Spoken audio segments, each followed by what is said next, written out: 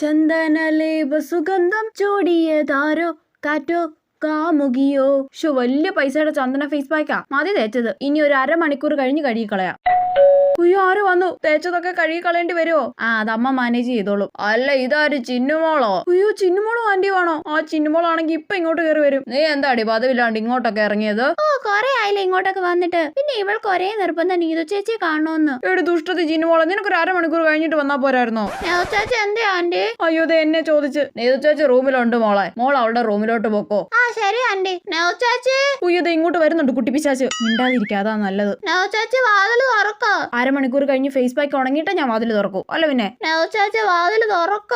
എടാ നീ എന്താടി വാതിൽ തുറക്കാത്തെ? കൊച്ചു വിളിക്കുന്ന കേട്ടില്ലേ? ഓ അമ്മ ചീത്ത വിളിക്കാൻ തുടങ്ങി. തുറക്കാം ഇപ്പൊ തുറക്കാം. ഒരു 5 മിനിറ്റ് പോലും ഫേസ് പാക്ക് ഉണങ്ങാൻ നീ എന്നെ വിട്ടില്ലല്ലോടി ദുഷ്ടത്തി. എന്റെ വലിയ പൈസയുടെ ചന്ദന ഫേസ് പാക്ക്.